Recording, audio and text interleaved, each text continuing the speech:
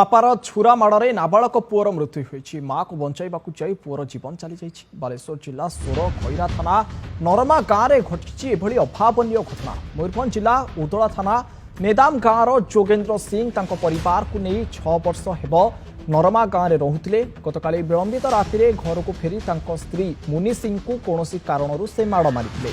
ତେବେ ମାକୁ ବଞ୍ଚାଇବାକୁ ଯାଇ ବଡ଼ ପୁଅ ରାଜେଶ ସିଂ ପ୍ରତିବାଦ କରିଥିଲେ। ଏଥିରେ ଯୋଗେନ୍ଦ୍ର ରାଗି ଯାଇ ଏକ ଛୁରୀରେ ପୁଅ ରାଜେଶର ଛାତିକୁ ଆକ୍ରମଣ କରିଥିଲେ। ପରିବାର ଲୋକେ ରାଜେଶକୁ ଉଦ୍ଧାର କରି ପ୍ରଥମେ ଔପଦା ଡାକ୍ତରଖାନାକୁ ନେଇଥିଲେ। ସେଠାରେ ଡାକ୍ତରଙ୍କ ଅନୁପସ୍ଥିତି ଥିବାରୁ ତାଙ୍କୁ ସୋର ଡାକ୍ତରଖାନାକୁ ନେଇଥିଲେ। ସେଠାରେ କିନ୍ତୁ ଡାକ୍ତର ତାଙ୍କୁ ମୃତ ଘୋଷଣା କରିଛନ୍ତି। ହତ୍ୟାକାରୀ ବାପା ଯୋଗେନ୍ଦ୍ର ଖସି ପଳାଇବାକୁ ଚେଷ୍ଟା କରୁଥିବା ବେଳେ ଖଇରା ପୁଲିସ ତାଙ୍କୁ କାବୁ କରି ଥାନାରେ ଅଟକ ରଖି ଅଧିକ ତଦନ୍ତ ଚଳାଇଛି। अधिक आलोचना करबा हम सहित फोन लाइन जोड़ी होइछन्ती सोर रिपोर्टर तपोधन बारिक। तपोधन एक अभावनीय घटना कहि परिबा मां को मारुथिले पुओ बंचाइबा को चाइथिला किंतु पुओर जीवन चली जाइछि। तेबे केभଳି परिस्थिति रे एभଳି एक अभावनीय घटना रहि गला एवं ग्रामवासींकर कोन कहिबा को रहिछि ए घटना को नै।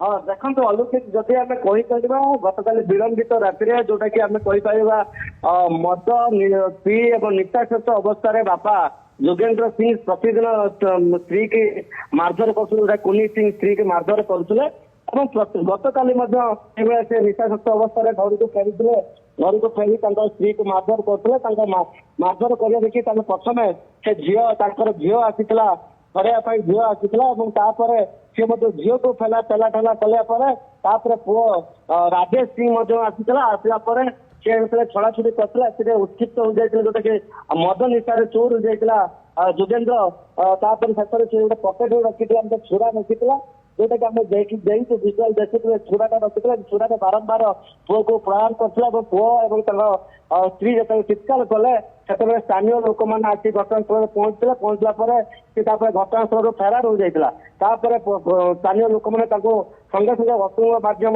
औपदा मेडिकल डॉक्टर नथिबार पुणी सोर मेडिकल नहीं सोर मेडिकल डाक्तर चिकित्सा पर मृत्यु घटीला किंतु बर्तमान पुलिस को जो खबर देला पुलिस खैरा पुलिस सुतीन्द्र महाली घटनास्थल पहुंचले पुलिस को देखी जो स्थान से लुटी से स्थान को दौड़ी पड़े जाऊला और पुलिस पीछा कर एक बिल मझे धरवार सक्षम होता आनी खैरा थाना अटक रखी बर्तमान तदंत चलाई अंचल एक शोकाकुल परिवेश अति निर्मम भाव पुओ को हत्या कर बाप हत्या कर कठोर कार्यानुष्ठान अंचलवासी दाबी कर पुलिस बर्तमान मृतदेह को मेडिकल व्यवहित पर तदंत चल मामला रुजु कर पुलिस पक्ष सूचना मिली। निश्चित भाव तदंत तो चल पुलिस किंतु तपोधन यह एक अभावनीय घटना जहां नहीं सारा अंचल में गोटे प्रकार शोकर छाया खेली जाइए। माँ को बंचाइबा जाई निरीह पुओर जीवन चली जाइए। बहुत बहुत धन्यवाद तपोधन आपनकर तमाम सूचना पर।